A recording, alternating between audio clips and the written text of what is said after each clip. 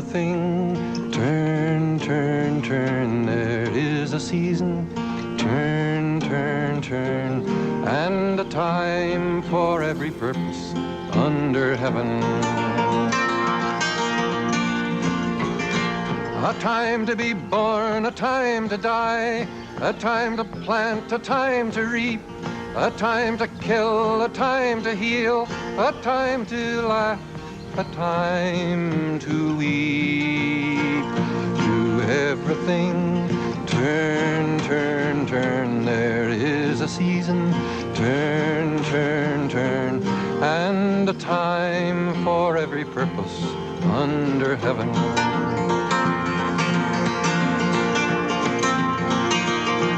A time to build up, a time to break down, a time to dance, a time to mourn, a time to cast away stones, a time to gather stones together. To everything, turn, turn, turn, there is a season. Turn, turn, turn, and a time for every purpose under heaven.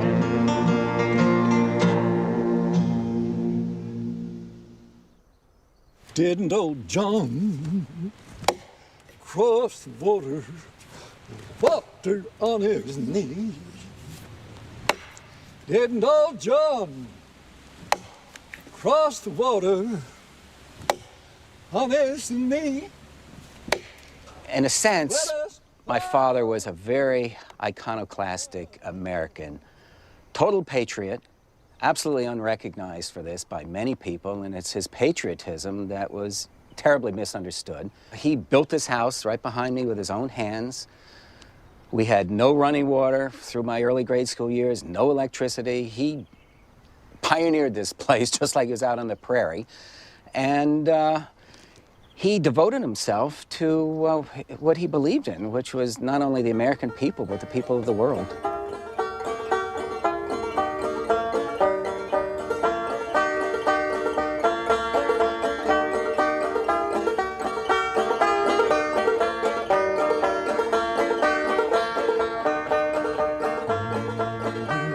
His father was a scholar, and he invented the study of musicology, and his mother was a concert violinist. So I would say he grew up with a definite sense of bringing music to the people, and that's what he's always been trying to do.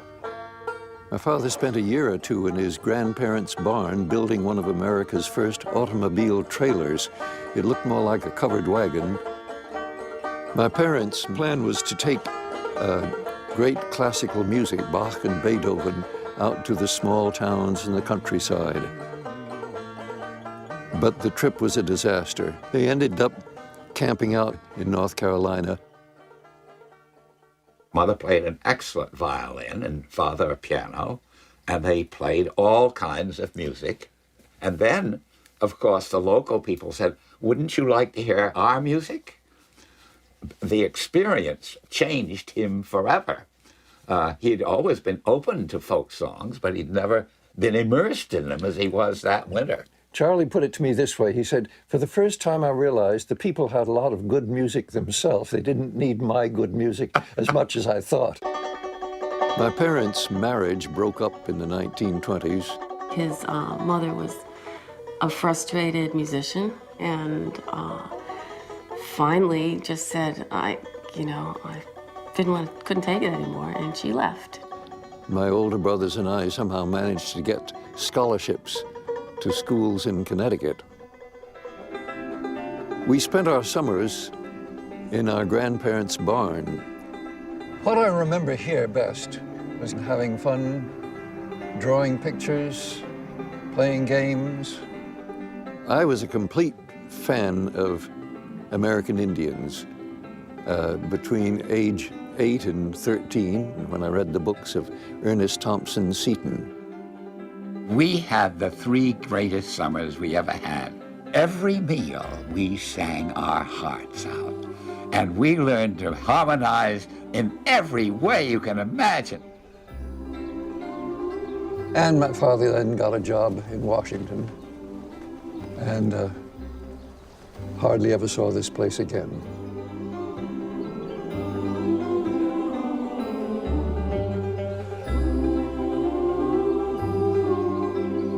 I was given a ukulele at age 8, and I can tell you all the pop songs of 1927, 28, 29.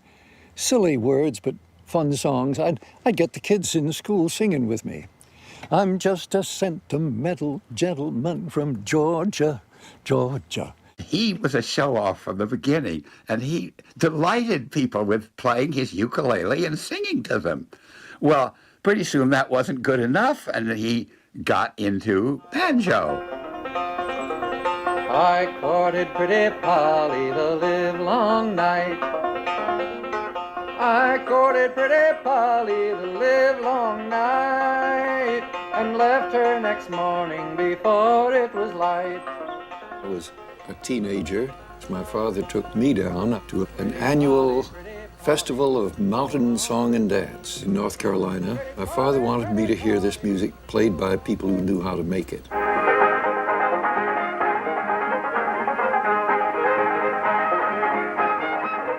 Both my father and I realized that here were very skilled musicians.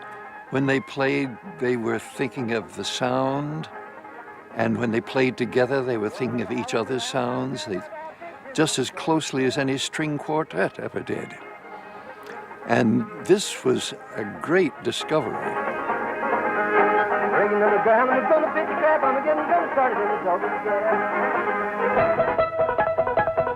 I suddenly realized what an extraordinary thing the five-string banjo was. Pete got very close to Father because of his delight in folk music and Father's delight in folk music. And Pete, I think Father saw Pete as a person to develop that whole area. It was my brother Charles and I decided that Pete should go to college, and so that he got into Harvard, and it was a matter of who's going to pay for it. But Charles and I were earning weekly salaries. You chipped in too to make it possible. I thought it was Elsie and Father and Mother, and maybe a little bit from. It was chiefly Charles and I. We got a little bit from other people. I know. Occasional gifts. The scholarship and a job and the little my family put together paid for Harvard. And I got involved in the American Student Union, which was a temporary coalition between pacifists and socialists and communists. And we were arguing what to do about Hitler. Some said, don't have anything to do with war, just be a complete pacifist. But the communists said the whole world should quarantine the aggressor. And I thought they were right. I ended up joining the Young Communist League and let my mark slip, and I lost my scholarship to Harvard. A couple years later, just before World War II, I think I actually joined and became a card-carrying member. I was against race discrimination, and communists were against race discrimination. I was in favor of unions, and communists were in favor of unions. The communists were having a march down Fifth Avenue. He'd take his banjo and play it, and everybody would sing as they marched. And it was the kind of music that people could sing because it was folk songs. In the 20th century, all around the world, middle-class people discovered the beauties of folk songs, and when recordings were invented, they put the recordings in their libraries. But in USA, a man named John Lomax did something that nobody else had thought of doing. He took these folk songs that he wrote down with his pencil and paper, and he put them in a book. He wanted Americans to learn these songs. They're great songs. This is part of America.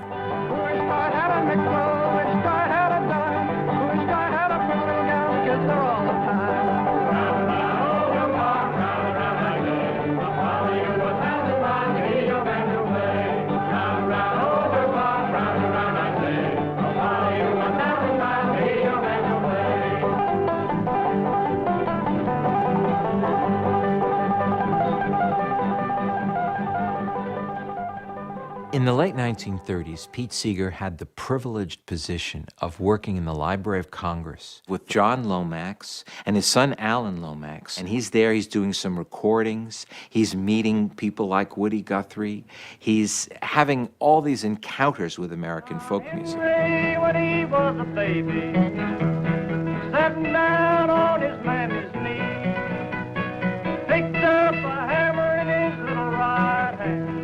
That's gonna be the death of me. That will be the death of me. That will be the death of me, Lord, Lord. That will be the death of me. Well, Alan Lomax, the folklorist, who says, Woody, you've got to come down to Washington and let me record your life story. And I was working for Alan Lomax down there, and Woody found that I could accompany him in any song he sang. I knew exactly what chord he was going to hit for, and I didn't try anything too fancy for him, just give him straight backing. So he let me tag along after him. He taught me how to ride freight trains. The allure of Woody Guthrie led him on the road, and they hopped freight trains. And I think it was a romantic ideal that he stumbled onto. I don't think he was searching for it. I'm sticking to the Union. Oh, you can't scare me. I'm sticking to the Union. I'm sticking to the Union till the day I die.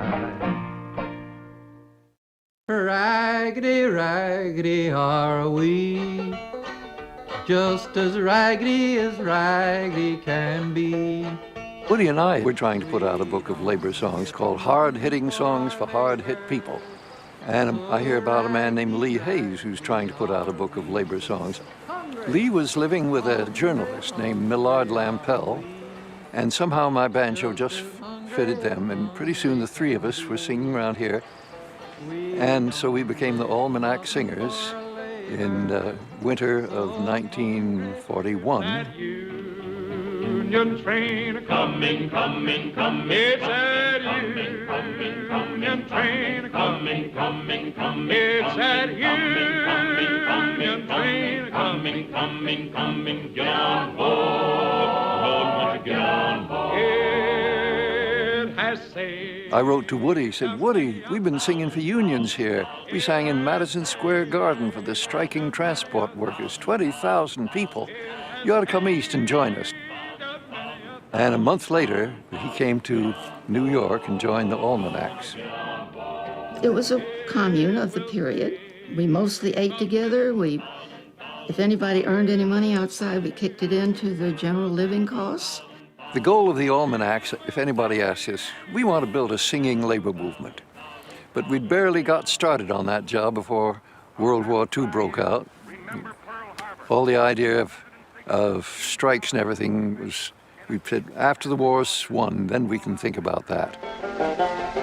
Now I wished I had a bushel, wished I had a peck, wished I had old Hitler with a rope around his neck. Hey, round, round, Hitler's grave, round, round we go. Gonna lay that poor boy down, he won't get up no more. Our version of Round and Round Hitler's Wave was the first folk song I think that was ever used on nationwide radio during the war. We had a nice collection of songs, but they needed to be put in some kind of alphabetical order. And one of the square dancers that I'd been square dancing with volunteered to help. After a few days or a few weeks, we were in love. When I was drafted into the Army of July, about 6 months later, she said she'd wait for me. And we had letters back and forth between us. And finally, a year later, I realized I was going to get a furlough and I could go back to New York. I said, let's get married. He was walking me home, right, on the east side of Washington Square, and he proposed to me. He said, will you marry me? But he didn't get down on one knee, did you? Oh, we were just walking. We did get married in July of 1943. Toshi has been a tower of strength, putting up with my enthusiasms for this and my enthusiasms for that. Her running joke has been, if only Peter would chase women instead of chasing causes, I'd have an excuse to leave him.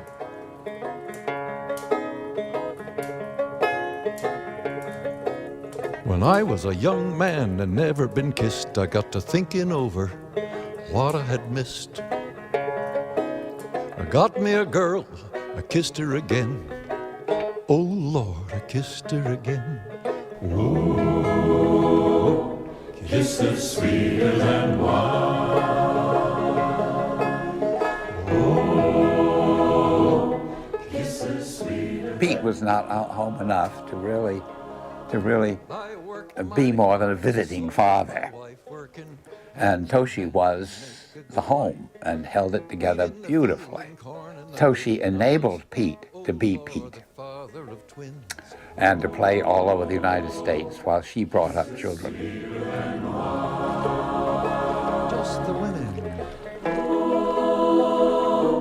Kisses sweeter than wine. Just the men. You know what it takes to live with a saint? A martyr. And no, Toshi's not a martyr.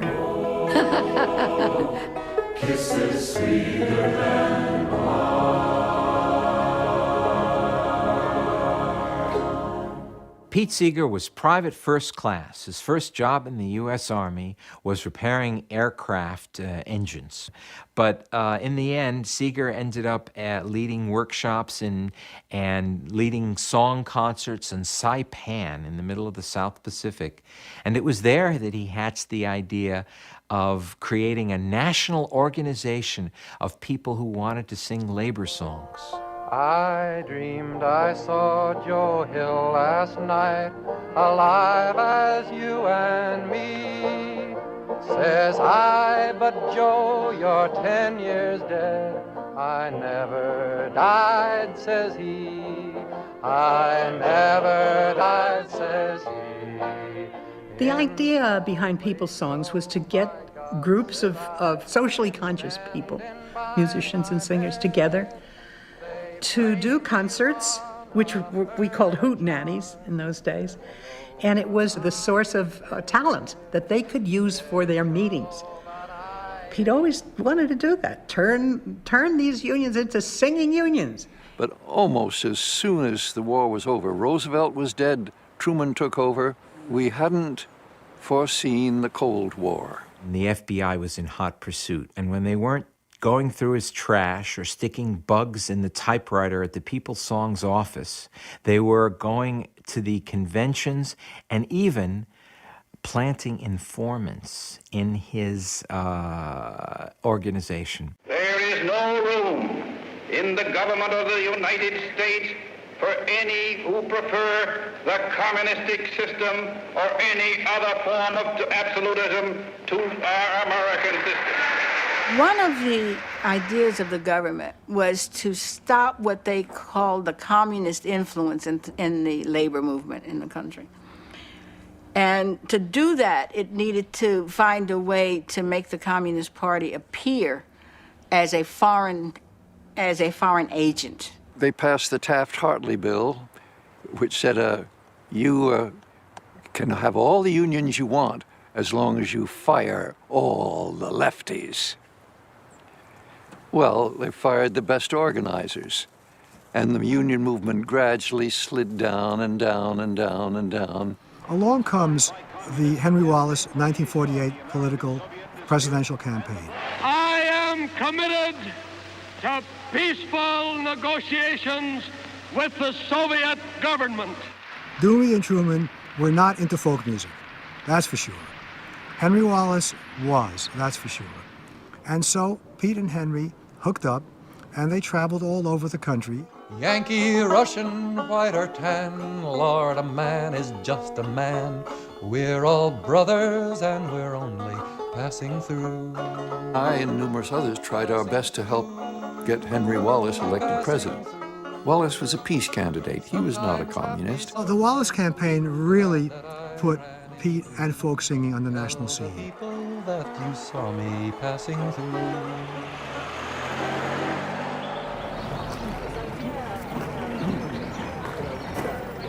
I used to come out here at 5 o'clock every morning because you got in from the village vanguard at 4, and the children, babies, would wake you up. So I took them out in the park all by myself at 5 in the morning. Never thought of that.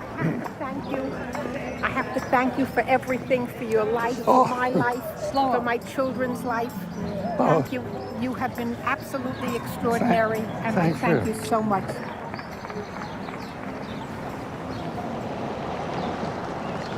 We lived in the middle of the house. We used to live here 60 years ago. In this building here? Yeah. Right here. The whole house. We didn't have the plate glass window then. And where do you live now? 60 miles north.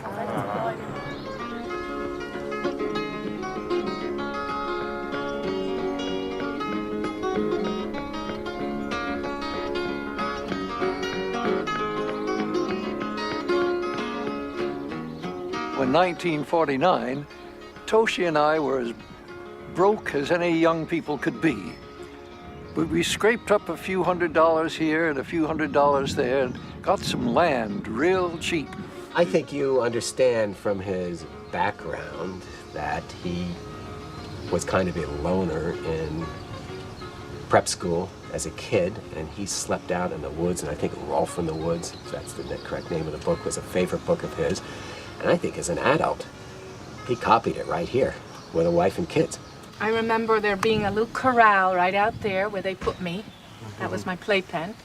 It seemed huge to me, but I hated it anyway. And I remember when that wall was being built.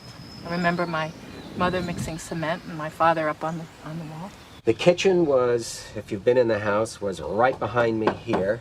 And there was a wood stove, and there was like a wash basin because they hauled the water from the brook. And that's where they cooked and washed the dishes. 3 kids. My sister was 2 years younger, except for the winter time. We were outside all the time. I slept in that corner right there. My parents slept split level right there to the right of the door. And everyone was in this one place.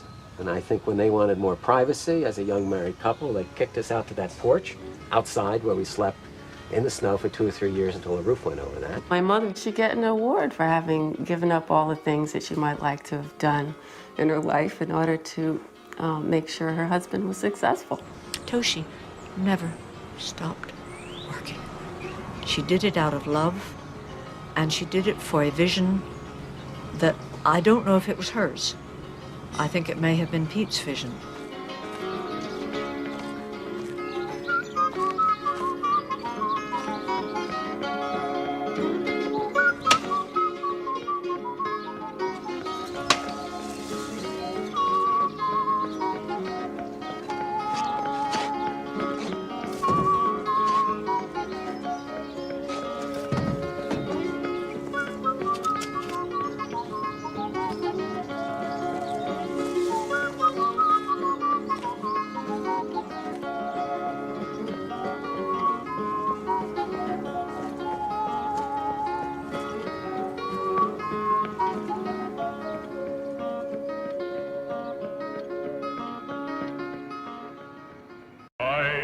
I saw Joe here last night, alive as you and me.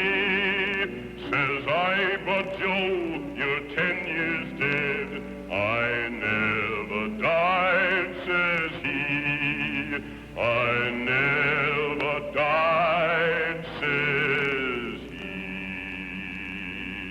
In 1949, the famous concert artist Paul Robeson had given some concerts in Peekskill, and now for the 3rd year, the people sponsoring him said, let's get a bigger place. And they got a big field and thought they'd get maybe a couple thousand people there. And Robeson asked me to sing a few songs at the beginning of the concert. In Peekskill, New York, a sign of the times. The pro-Soviet singer Paul Robeson was scheduled to perform, and a surge of anti-communist feeling burst into violence and riot. Well, it had been advertised that the concert was going to be there. And there were vets from all over the country that came here to protest that concert. And, of course, even as teenagers, we were brought up not to like communism, and therefore we were going to protest as well. And the concert took place. I sang a few songs, and then Robeson sang for an hour, and we all congratulated ourselves. When the time came to leave, the people against the concert were lined up on the side of the road, and the police played very little role in preventing them, and they threw rocks. Around the corner was a pile of stones, waist high, each stone about as big as a baseball. Wham! And then around the next corner was another pile of stones, wham, from the other side. All I can remember is Takashi, my Japanese grandfather. He shoved my head right down to the floor and just got me out of the line of fire violently and quickly. Kabash, my head was jammed, and all I remember is just glass flying everywhere and just a burst, an explosion of glass. And I gather every window was broken in the car, and it was over in a second. It was a very, very difficult time, and the FBI was all over the place asking questions and generally trying to scare people into inactivity, basically to try to scare people so that they wouldn't be active doing the things that they felt were the right things to do. It was around 1949 when I drifted out of the Communist Party. I still have communist friends, and I argue with them. And I occasionally look at their newspaper, some good stories occasionally. But then I also get the Wall Street Journal, and there are occasionally good stories there. I'd really like it if I could get them both in the same room talking with each other. Turn up, turn up, turn up, turn up, can't you hear the music playing in the city square? Turn up, turn up, turn up, turn up, come where all our friends will find us with the dancers there. Turn up, turn up, join the celebration. There'll be people there from every nation. Dawn will find us laughing in the sunlight, dancing in the city square. Stand up, come and dance the horror. 1, 2, 3, 4. All the boys will envy me. Lee Hayes and I, who'd sung in almanacs, we found a wonderful alto singer and a very good guitar player and baritone singer, and pretty soon we had a quartet. And we sounded darn good together. It was amazing. And the Weavers got started, and the Weavers hit the big time, my God! It never occurred to us we'd have a hit record. It was totally unexpected.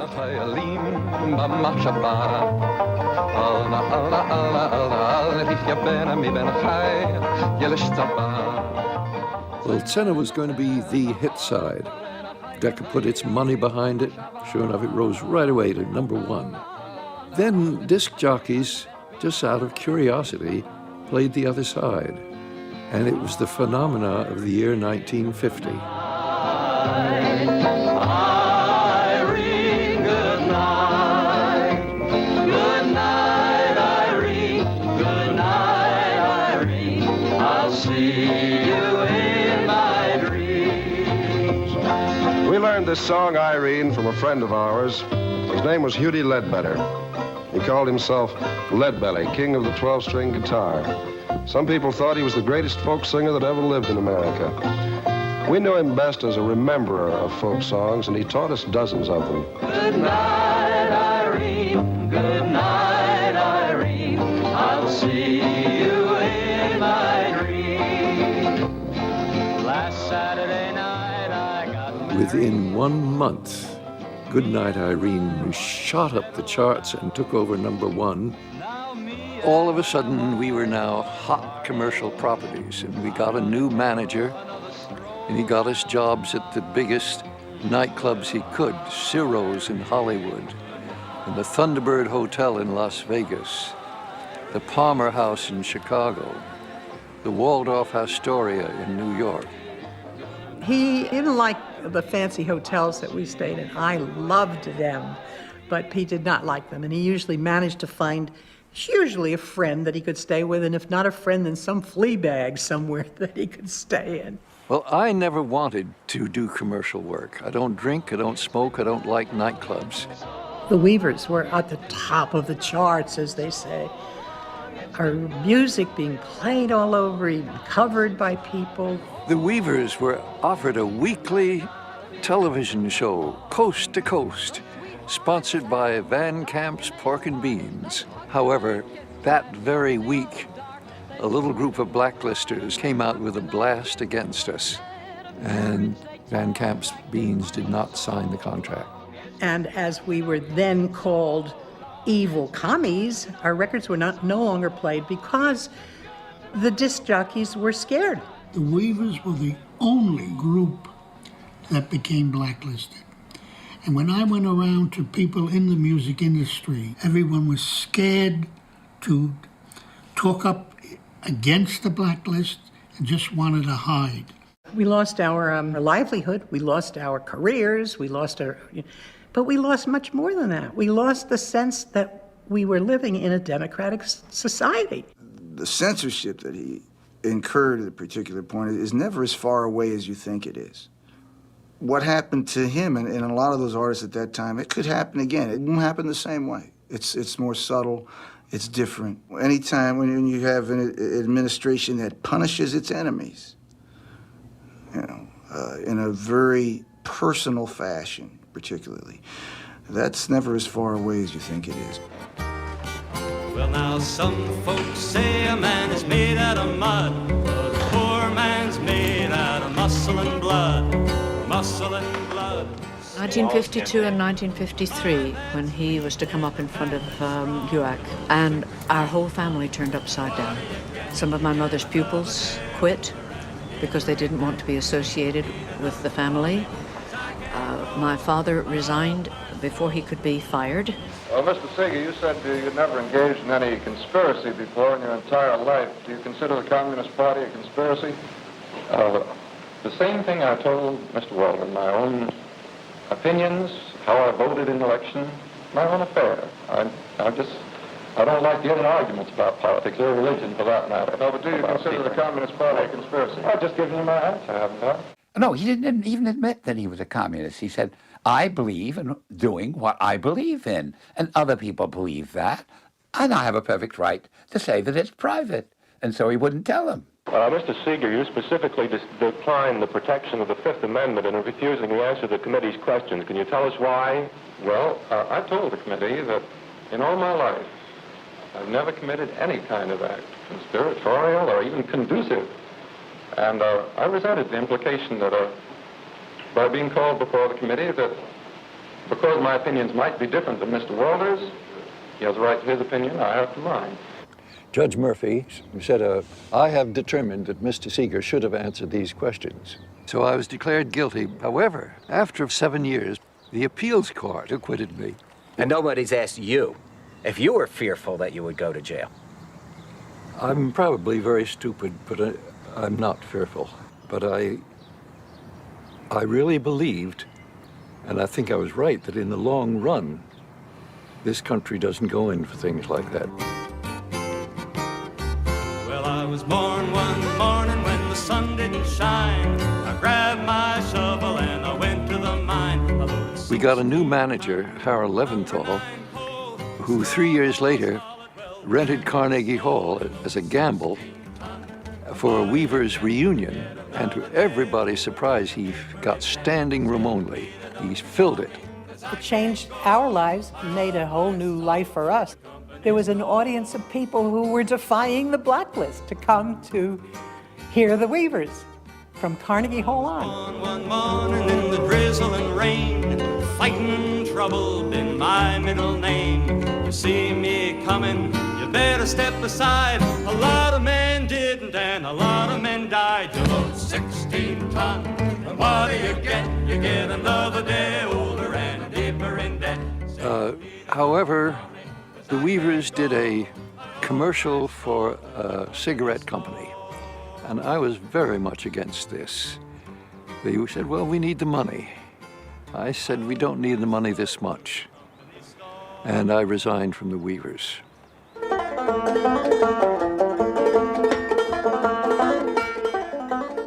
Late 40s and 50s, Pete was the only banjo player around, up north, at the very least.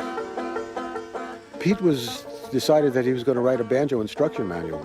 And then he realized that he had never taught anybody how to play the banjo. So he figured he should get some people together and teach them how to play the banjos so he could know what to write, what was working. And I was lucky enough to be one of the people.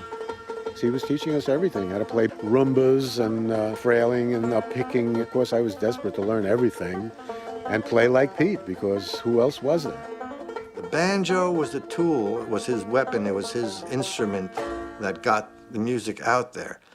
And for many of us, he was the banjo.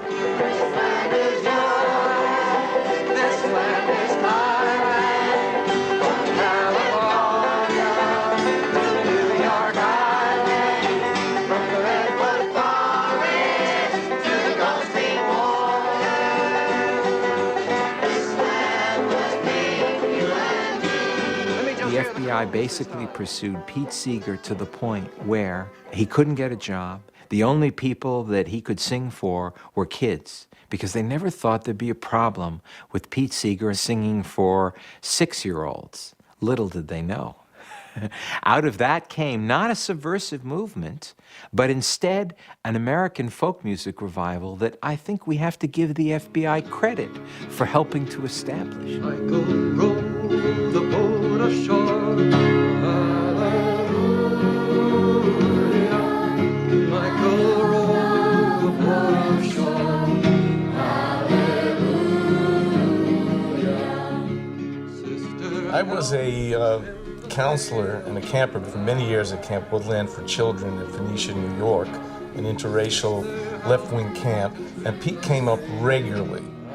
There are built-in section of people who already knew and liked folk music, who had learned it in the camps, or like my case, taken lessons from Pete and played around Washington Square in New York and Greenwich Village. And we went out to college, and we wanted to keep up the same music. So we formed folk music clubs. We got together with other kids who played. Before you know it, you'd have 200 people a week just coming out to sing folk songs with you. So when we brought the king of folk singers, when we brought Pete Seeger out, it wouldn't be 200, it'd be 500, 1,000. I went from college to college to college to college to college, from 1953 right into the 60s. And the college students believed in freedom of speech, so if you want to pick it, you can pick it. But they weren't going to cancel my concerts. And in a funny upside-down way, you know, the picketing, all it did was sell more tickets to my concerts. This little light of mine, I'm gonna let it shine. This little light of mine, I'm gonna let it shine. This little light of mine, I'm gonna let it shine. Let it shine, let it shine, let it shine. Oh, in my heart. The vilest time for him was the 1950s, when he was blacklisted during the period of HUAC. It was like the blacklist turned over to a populace who had just been so fed this anti-communist hysteria. I must have been around, I don't know, 10, 11, 12 years old, and our school took a trip to go to see a Pete Seeger concert somewhere in Brooklyn. And the school bus pulls up, and the little kids got out, and out in front of the theater are all these guys marching around with signs saying, "Don't go, he's a commie." And I'm saying, oh, wow.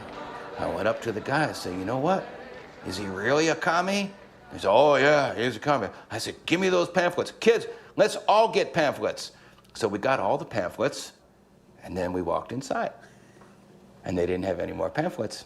And that was our first political action that was sort of based on a Pete event. In 1962, when I was acquitted of the charge of contempt of Congress, my wife and I decided to take a trip around the world. The world trip was my father's brainstorm to take his whole family on the road for a year, yank them out of school, and going to as many countries as it could possibly be fit in.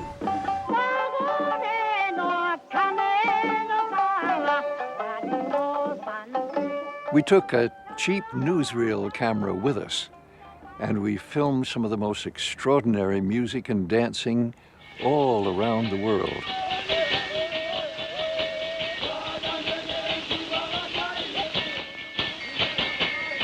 The films were scholarly attempts at documenting music.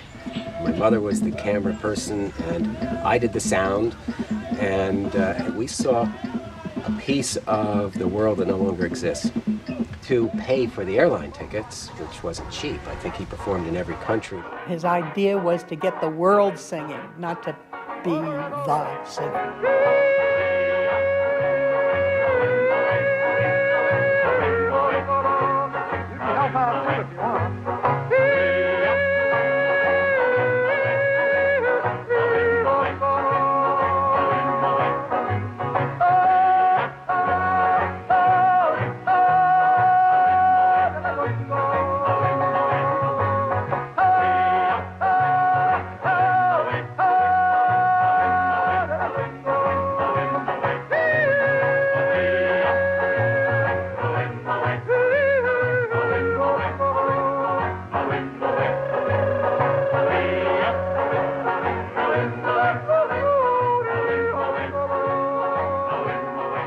Pete's spirit was everywhere. The seed, the Johnny Appleseed of Pete Seeger, was planted and grew and grew and grew.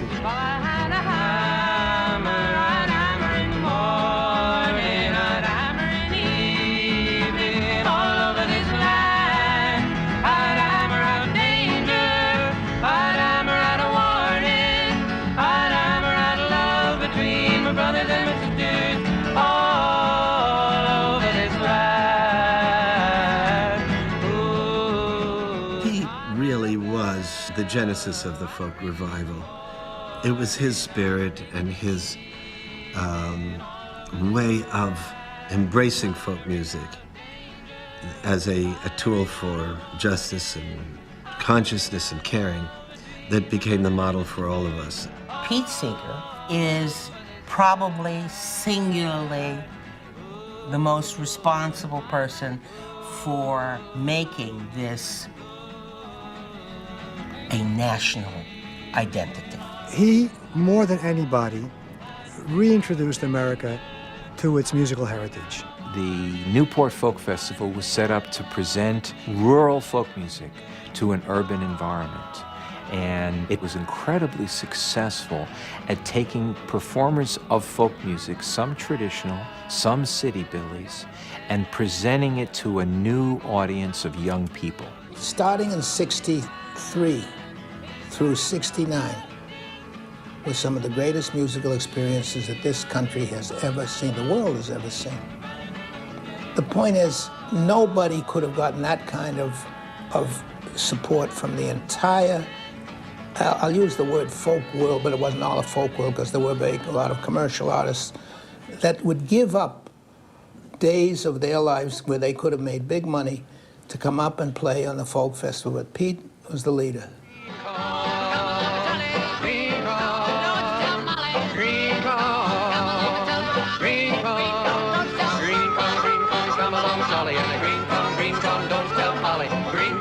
And the first folk festival was mainly well-known performers.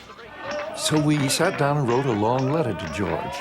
We said, George, do you realize you could have a festival that would be a real folk festival next summer because you'd have old-timers from the country contrasting with the young-timers from the colleges.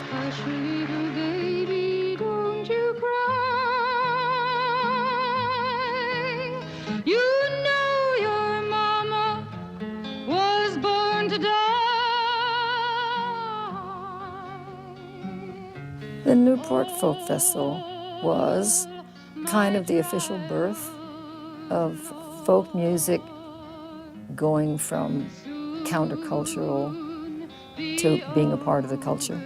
I thought folk music was, delivering me something, which is the way I always felt about life, and people and ideology.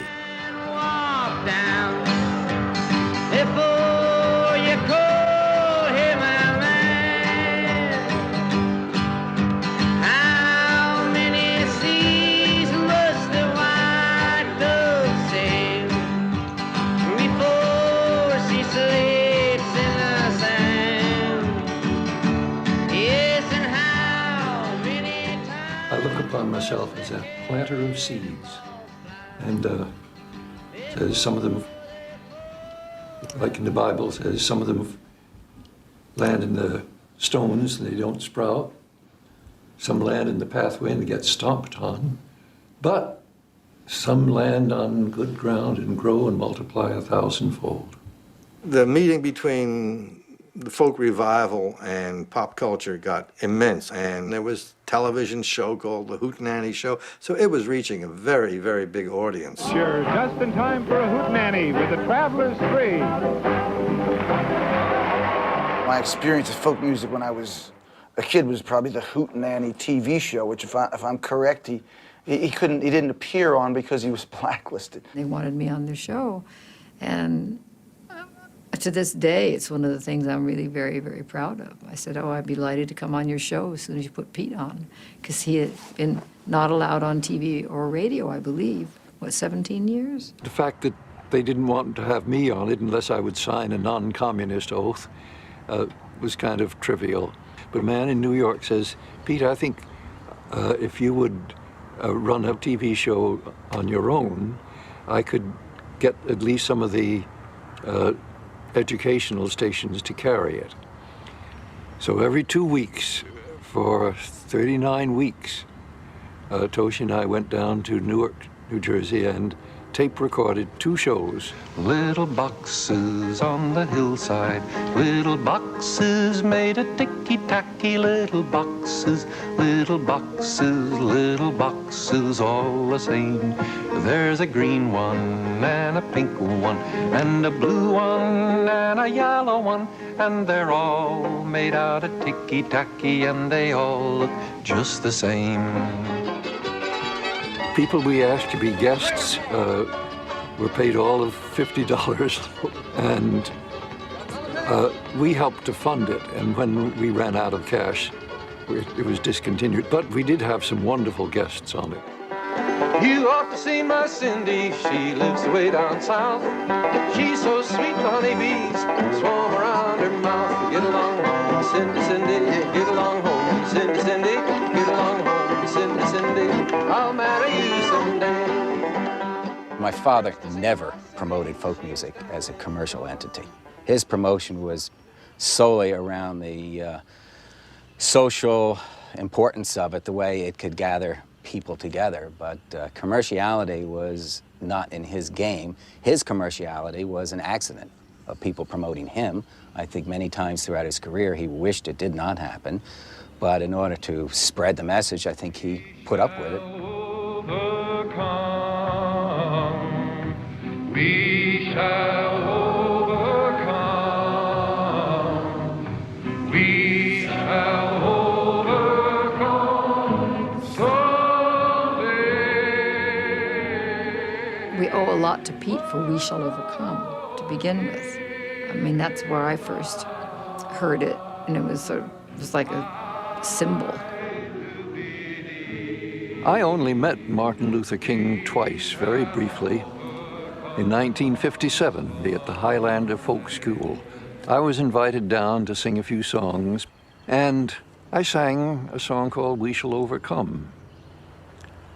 Afterwards, a friend of mine drove Dr. King up to a speaking engagement in Kentucky, and she remembers him sitting in the back seat saying, "We shall overcome." That song really sticks with you, doesn't it? I get too much credit for this song. I added a few verses, but everybody adds verses. I did add verses which a lot of others sing. We'll walk hand in hand. I also got people singing shall instead of will. One of the things that he brought to all movements was the idea of unity and people being together. That if you can be together, you can fight almost anything. We really saw Pete as a radical. And he actually brought a very deep knowledge base about the relationship between music and struggle that he just shared unendingly. Pete, played a constant role in the movement. Long before I was involved in anything having to do with civil rights, Pete Seeger was doing that. He would appear at benefits for us. He would introduce us to others who would do benefits for us. He was just always there. If I had a hammer, I'd hammer in the morning, I'd hammer in the evening, all over this land. I'd hammer out freedom, I'd hammer out freedom,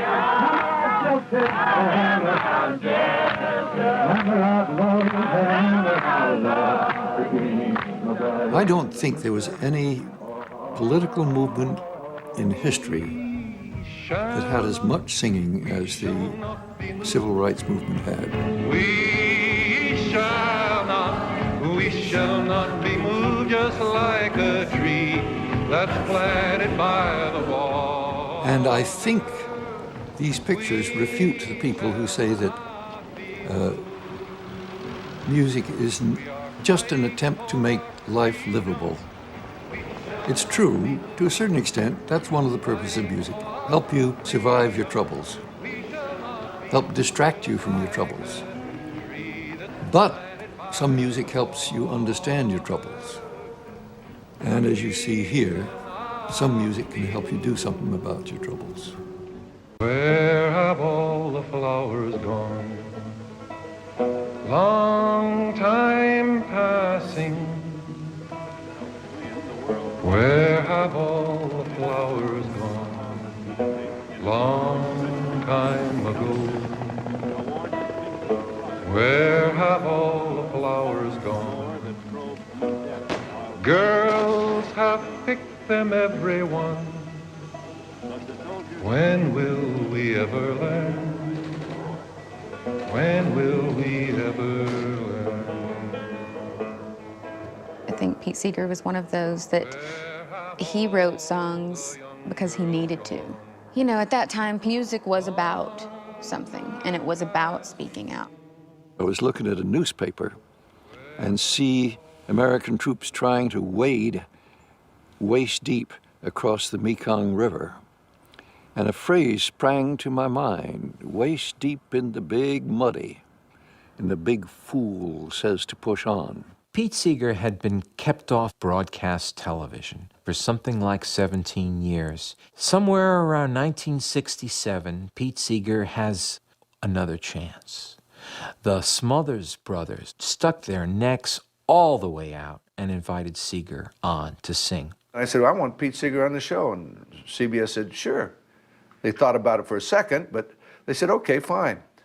Well, by the time we get on, we were getting pretty heated about the war and becoming socially conscious, and of course, he was the biggest conscious in the world. And I sang several songs, including The Big Muddy, but when the show was put on the air, they'd scissored out that song. So I ran to the press right away. I said, oh, we're being censored. They're stopping Pete Seeger from singing. And so they put a big deal about it. Finally, after 3 months, I said, okay. And in January, they allowed me to sing it. All at once the moon clouded over, we heard a gurgling cry. A few seconds later, the captain's helmet was all that floated by. The sergeant said, turn around, men, I'm in charge from now on. And we just made it out of the big muddy with the captain dead and gone. We stripped and dived and found his body stuck in the old quicksand. I guess he didn't know that the water was deeper than the place he'd once before been. Another stream had joined the big muddy about a half-mile from where he'd gone. We were lucky to escape from the big muddy when the big fool said to push on. There were millions watching, and that time I had a chance to sing the whole song. Well, I'm not going to point any moral, I'll leave that for yourself. Maybe you're still walking, you're still talking, you'd like to keep your health. But every time I read the paper, them old feelings come on. We're waist deep in the big muddy, the big fool says to push on. Waist deep in the big muddy, the big fool says to push on. Waist deep in the big muddy, the big fool says to push on. Waist deep, neck deep, soon even a tall man will be over his head. We're waist deep in the big muddy, the big fool says to push on. In 1972, my wife and I were invited to visit North Vietnam. We talked it over with our lawyer, we talked it over with others, and decided now's the time. He wanted to stop the war, of course. And we had a group of people who really wanted to show us that Vietnam was a beautiful country and a friendly country and full of very smart and talented people. I first heard of Pete Seeger when I was in Vietnam and found that he visited our enemy in Hanoi. At that point, I became quite upset, quite angry, and ashamed the fact that Pete Seeger was from my hometown. Well, now that I announced last week that you're on my show, I don't want it to hurt you or bother you, because it doesn't bother me. It's just I want these people to understand some way the crackpot letters that have been coming in, and there are quite a few, not a great percentage of the mail, but quite a few letters saying, how dare you, supposedly such a good American, have a communist like Pete Seeger on your TV show. If I hated USA, I would have left it long ago. Yeah. Pete, I've known you for quite a while. Many years, actually. And the Pete Seeger I know, and the Pete Seeger that June and I have come to love is, I'd say, one of the best Americans and patriots I've ever known. The world's got hunger and ignorance. Bring 'em home, bring 'em home. You can't beat that with bombs and guns. Bring 'em home, bring 'em home. So if you love your local support our boys in Vietnam. Bring 'em home, bring 'em. The Vietnam War was a lie. We all know now Gulf of Tonkin was a lie. And to sing for peace was to sing for a return to sanity and justice. Show these generals their fallacy. Bring 'em home. They don't have the right weaponry. Bring 'em home, bring 'em home. The world needs housing, food and schools. Bring 'em home, home, home. And learning a few universal rules. Bring 'em home, bring 'em. So if you love your I just remember this story that you used to tell me, like every year or so, so like be in the repertoire stories you would tell me, and it would be after this concert, this man came up to you and he introduced himself, shook your hand, and said, "Mr. Seeger, I came to kill you tonight." Interesting enough, that guy came from a small town in upstate, and he went into the army with all his friends, and some of his friends had gotten killed over there. And here I was singing songs about pulling out of Vietnam, and he was simply outraged. And everyone was startled that knew that he was saying these things. That's when I said that when you was going to give him just the normal after concert shake, I said, you have to talk to him. You have to sit down and talk to him. We sat down and mainly we sang Where Have All the Flowers Gone together. And I remember him saying, says, I feel clean. Yeah. Because he had been filled with such hate. He was crying. They thanked him for changing his mind. He came there to kill him that night. He listened to the concert and he was so moved that he couldn't do it.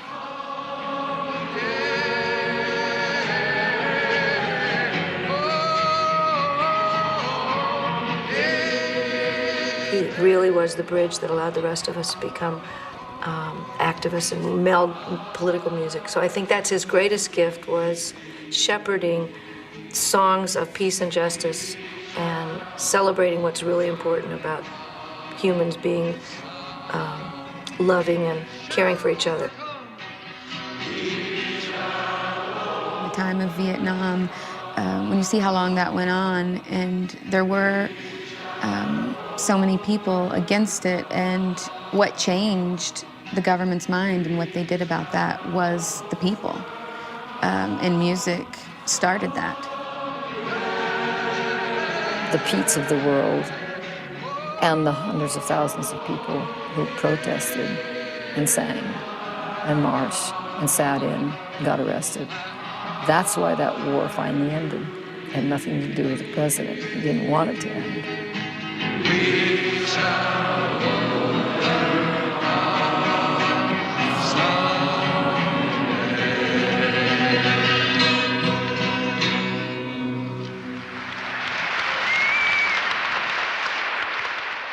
really love this country. But if somebody says, well, you were against the Vietnam War, you're anti-American. I say, was Lincoln against America when he voted against the Mexican War? Was Mark Twain against America when he made speeches against the Spanish-American War in 1898? No, if you love your country, you'll find ways somehow to speak out, to do what you think is right. Sailing up my dirty stream, still I love it, and I'll keep the dream. 40 years ago, the Hudson River was like Dodge City. You could do pretty much anything you wanted. Sewage contamination, oil contamination. The federal government declared the Hudson an industrialized river.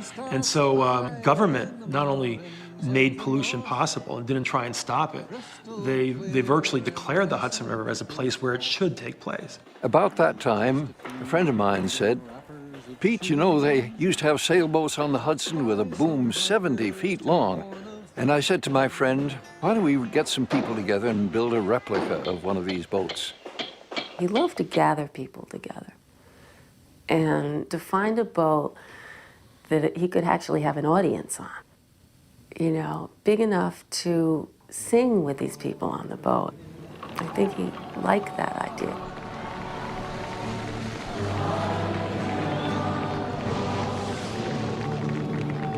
Three years later, the sloop Clearwater was launched. Give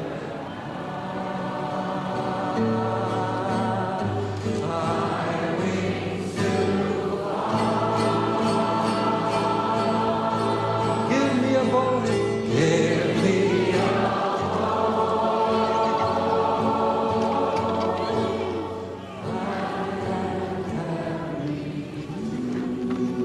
It was also about this time that I met a biologist, René Dubos. He worked at the Rockefeller Institute. And he said, if anybody asks you where in the world is the most important place, tell them right where you are. You can think globally, but act locally. Pete wants to clean up the river. Everybody says, Pete, you can't clean up the river. The river's too big. It's not enough people. Nobody's going to help you. Blah, blah, blah, blah, blah, blah, blah, blah, blah. That didn't stop Pete.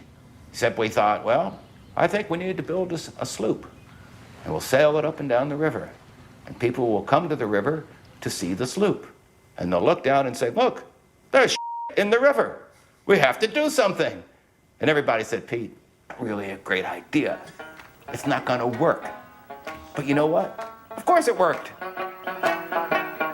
one more time, sailing up, sailing down, up, down, up and down the river, sailing on, stopping all along the way. The river may be dirty now, but she's getting cleaner every day. He made a promise to me when I was about 12 years old, and he said, when you grow up, you're going to be able to swim in the river. And he did. I was sort of surprised. We were the first organization in the Hudson River Valley that actively went out and hands-on investigated polluters. It took a while, but the obvious thing that happened was we cleaned up the river. It began a whole era where the people who live here began to really see what it was and appreciate it for what it is. No, it wasn't just legislation and it wasn't just writing laws. It was fun stuff like being down on the river and dancing and music and food and festivals. The Great Hudson River Revival that Clearwood puts on every year grew from an annual event that attracted a couple of thousand people to an annual event that attracts tens of thousands of people. And big, give it one more try. I'll give it one more try. To show my rainbow race, to show my rainbow race.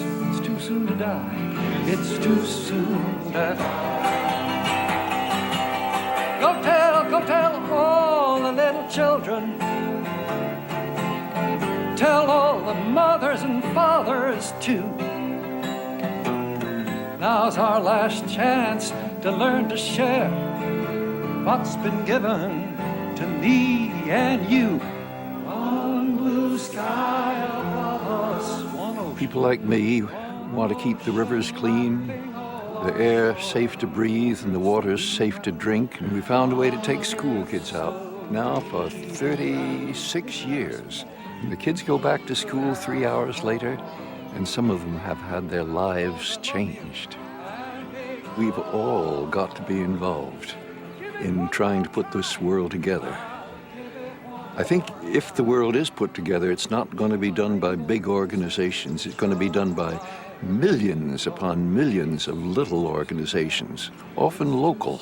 Pete was a controversial figure, and I don't know that Pete and I shared similar politics 40 years ago, but Pete was a master at finding common cause with people. He did it with his music, he did it with his songs, and he did it with the Hudson River. The cause that he has championed for these past decades is one that I believe in tremendously. It's like his little banjo slogan, "This machine surrounds hate and forces it to surrender." That's what his music did. His music surrounded, all that political hate in the Hudson River Valley and forced it to surrender. You got to walk that lonesome valley. You got to walk it by yourself. Ain't nobody here can walk it for you. You got to walk it by yourself. Now, even if you never heard the song before, you could sing it with me. Could you just repeat after me? Try it. Oh, you got to walk that lonesome valley, that lonesome valley. You got to walk it by yourself. Nobody here can walk it for you. You got to walk it by yourself. Now, some people are singing real good, but there's still some people, I can see them out there. They've been living in Washington too long.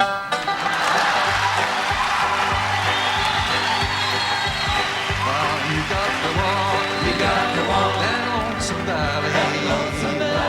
You got to walk it by yourself. He grew up with a definite sense of bringing music to the people, and that's what he's always been trying to do. His thing has always been to get people to sing at his concerts. He doesn't want to hear himself sing. He wants to hear the people sing, and in many of his recordings, he always wants the voice of the audience boosted so it can be heard on the record. That's very important. The best music I've ever made in my life has been when I can get the folks, all of them, young, old, conservative, liberal, radical, get them all singing on the chorus.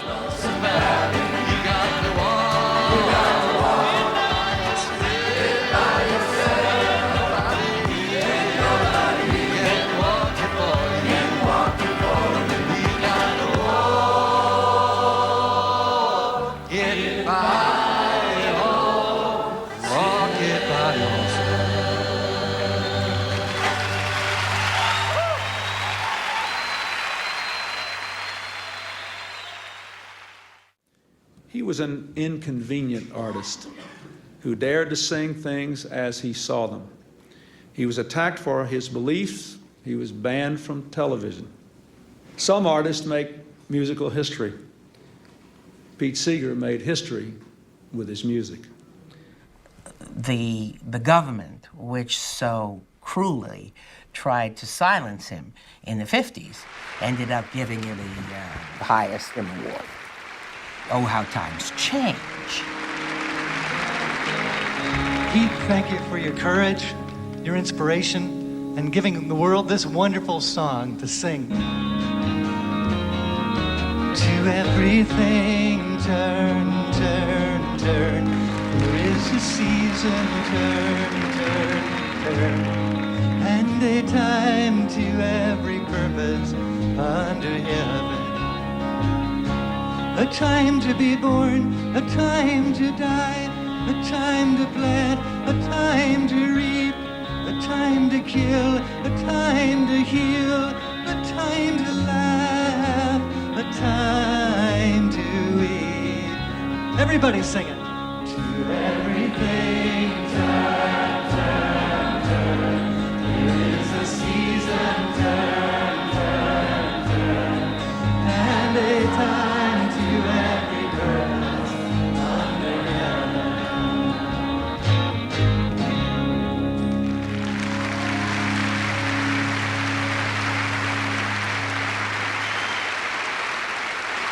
fact that he got the Kennedy Center honor, it's not just ironic.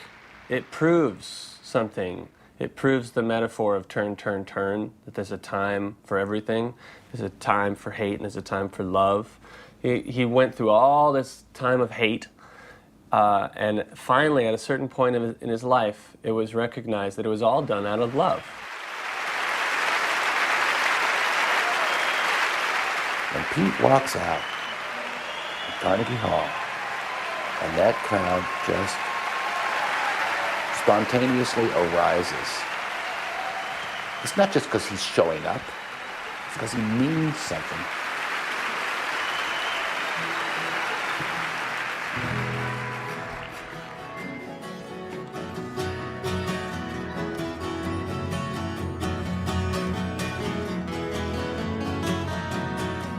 Yo soy un hombre sincero, de donde crecen las palmas. Yo soy un hombre sincero, de donde crecen las palmas. Y antes de morir me quiero echar mis versos del alma. Cantan, Guantanamera. We played Carnegie Hall about once a year. He doesn't think he can do it anymore, but the last time, it was great. He was pretty on fire that night. Mi verso es de un verde claro y de un carmín encendido. Mi verso es de un verde claro y de un carmín encendido. Mi verso es un ciervo herido que busca en el monte amparo. Guantanamera, Guajira Guantanamera, Guantanamera, Guajira Guantanamera. The words say with. Oh, don't tell me, at age 84, I can't remember the translation. I am a truthful man from this land of palm trees. Before dying, I share these poems of my soul. My verses are light green, but they are also flaming red. And the last verse says, with the poor people of this world, I want to cast my lot.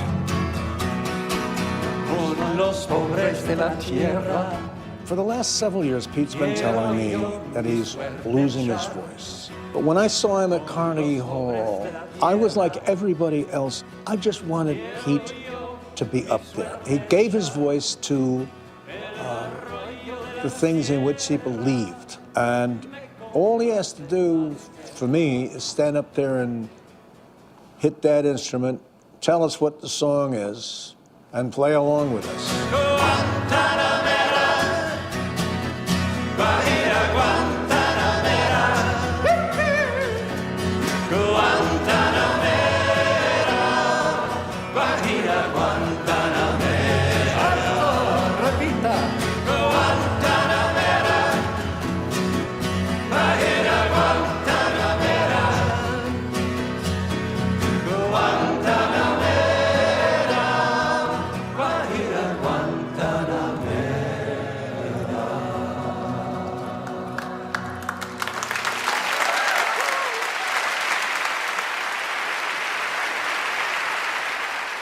I've never sung anywhere without giving the people listening to me a chance to join in. As a kid, as a lefty, as a man touring USA and the world, as an oldster, I guess it's kind of a religion with me. Participation. That's what's going to save the human race. As I go walking that freedom highway, nobody living can make me turn back. Nobody living can make me turn back. This land was made for you. One more time. This land is your land. This land is my land. I still prefer to sing in schools than almost any other single place. You can't feel completely like giving up if you see all those little faces. Can't say there's no hope. Gotta keep trying.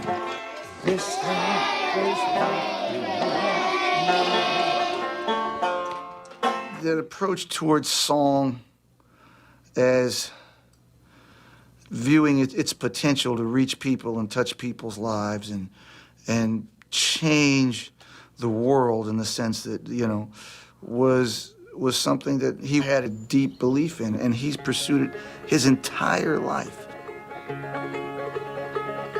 To my old brown earth and to my old blue sky, I'll now give these last few molecules of I. And you who sing, and you who stand nearby, I do charge you not to cry. Guard well our human chain. Watch well you keep it strong. As long as sun will shine, and this our home keep pure and sweet and green. For now I'm yours, and you are also mine.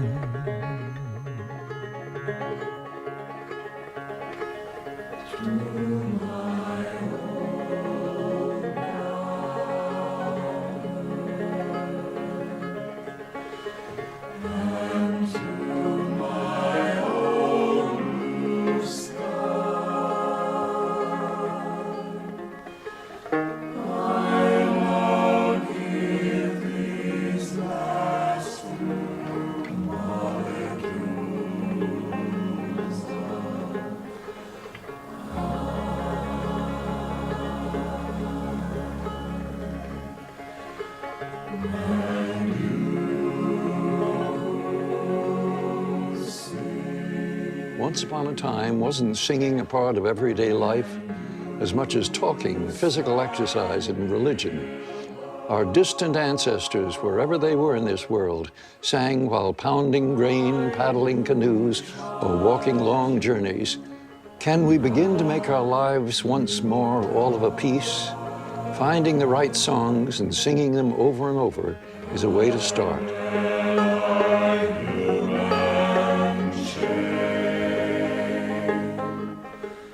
And when one person taps out a beat while another leads into the melody, or when three people discover a harmony they never knew existed, or a crowd joins in on a chorus as though to raise the ceiling a few feet higher, then they also know there is hope for the world.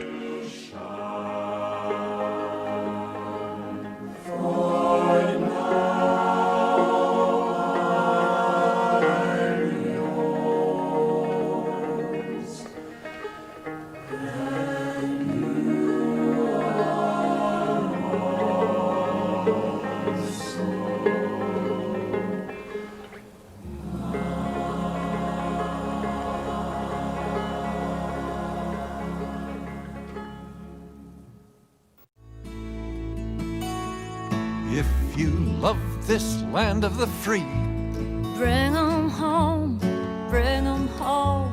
bring all troops back from overseas. Bring 'em home, bring 'em home. So if you love this land of the free, Bring 'em home, bring 'em home. bring all troops back from overseas. Bring 'em home, bring 'em home.